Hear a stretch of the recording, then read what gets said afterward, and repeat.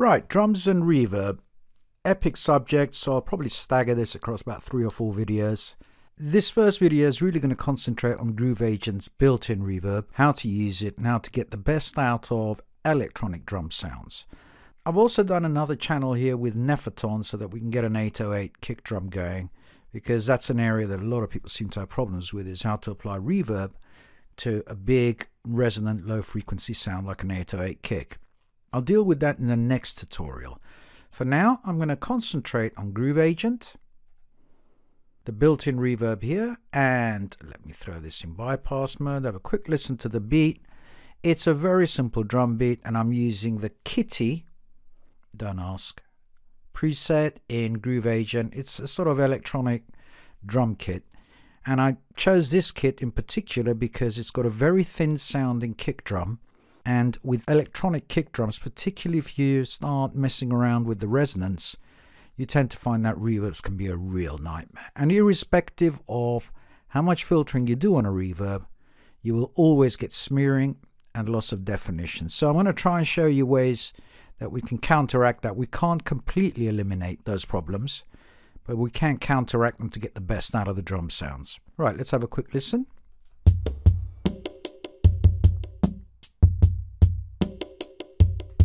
So nothing too dramatic.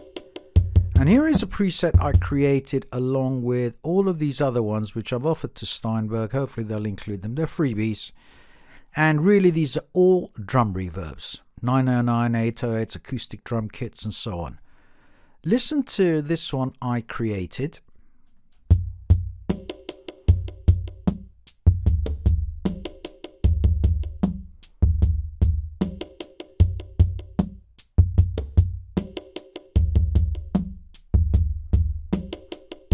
So we didn't lose much from the tablas and some of the other sounds, but we lost a lot from the kick, but it did make it very big and boomy. Let's briefly go through this. This reverb unit is split, as most reverb units are, into 2 sections. Early reflections, which is really what you tend to get first, reflecting back to you in any given space. It could be the surface of your table, which is nearest to you. It could even be the microphone. But early reflections usually denote to us a number of things. One, they can help in defining the space that you're actually in and what the nearest object to you is. And second, it can help with the shape of the room, but not as much as the tail. So we have an early reflection section here with a basic pre-delay, a mix between early reflections and the tail, which is the body of the reverb, which is handled here. This section is the filtering section for the early reflections, and I found that with the width knob, size can really help and be used sort of counterintuitively for what it was built for. In other words, instead of making things bigger, it can define and center sounds better. Have a listen.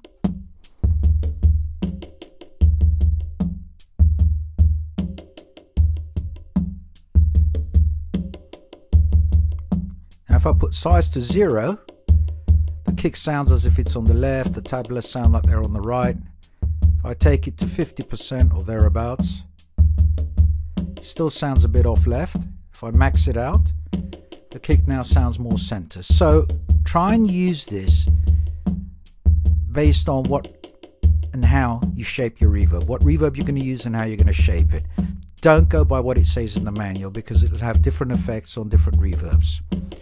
Right, early reflections, I've got no pre-delay here. I put a tiny amount of pre-delay here.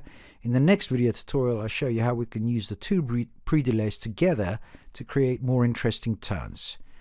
Pre-delay is simply the time it takes for the dry sound to be reflected back. It's the initial first delay you hear back. And that will often determine the size of a room. So if I have a very long pre-delay setting, the dry sound will go on and on and on for as long as that pre-delay setting is, and then it will reflect back. So if I've got a setting here, say, of 226 milliseconds, you're not going to hear any reverb for 226 milliseconds. Room size, self-explanatory.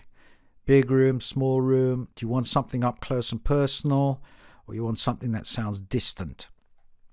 Main time is reverb decay time. This section, I think, is the most powerful section of this particular reverb. And it's something we're going to cover in the next reverb tutorial, because this is how you shape low-end energy and high-end energy. I could create a preset right now that just concentrates on all low-end energy, and I'll show you very briefly how this changes. Right now I've got it set on 80 Hertz, and I'm giving it quite a hefty boost here on 79%. Let me take this down to negative. So we've got no high end going through at all. And let me put this on maximum. You can have a quick listen now. Very boomy. But listen to what happens when I double the frequency. Now listen to it. That kick has become extremely resonant. Listen to what happens when I go to 320. We're starting to enter the sort of 60s sci-fi land now. There's too much here. Of course, I can drag this right down and make it better behaved. So we will come to using this a lot. Most of my presets really just concentrate on this area and these two. Right, so let's go back to 80. Drop this to about 70 odd. Bring this back to, I think it was about 30 or 40. In other words, I'm giving some energy here to this frequency range. Okay, we now come to the filtering. You heard what size did in unison with width. Low cut, I'm cutting out a huge amount of frequencies here. So use this to taste. High cut, same thing. You could hear already that was starting to get a bit more trebly. That starts muffling it a bit more, because really I'm trying to concentrate on the kick here. Shape is about the shape of either the way the room behaves or the way the decay behaves, which is kind of like the same thing but not exact. At 0 you have the minimum setting.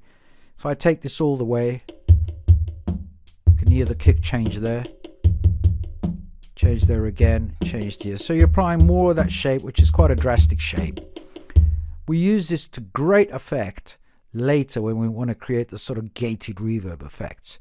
Density is very important. Think of diffusion. Some places like to call it energy, density, diffusion. It's all about how closely you want to pack those reflections together and how you want to thicken them up. In effect, if I take this towards maximum, I'll get a far more sort of reverby effect than I will if I go here, where all the density is low, and therefore I've got far more space in between all the reflections.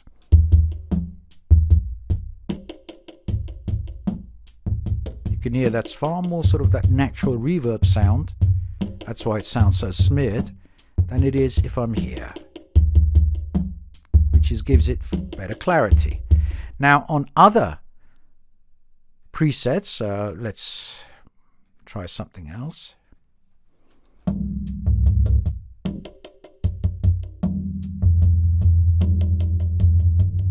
It'll make things hang forever.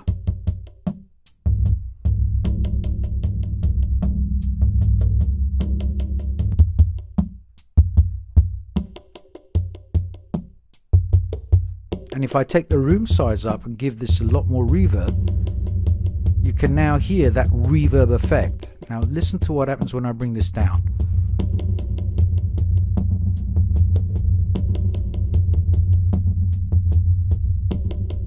You're hearing the reverb in effect crumbling, breaking down. That's because we're trying to listen to more of the individual reflections than we are an accumulation and a mass controlled by this density amount. So you go by taste. I've got some presets I created here. Let me find one that says crumbled. Save it from having to do the whole damn thing again.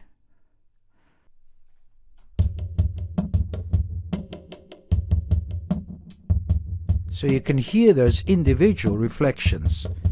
And because there's space in between them, you hear each one, so it comes across as crumbled. Far smoother, gives a more sort of that natural tone that we're so used to with reverb. Width is stereo width. Everyone loves things wide. Personally, I hate stereo wideners. I think natural LCR kind of mix gives me a far better width than it does using this, but I'm not averse to using some stereo wideners. I have used them in a lot of my mixes, but I tend to use them for exactly the reason this has been put in here, which is for reverbs.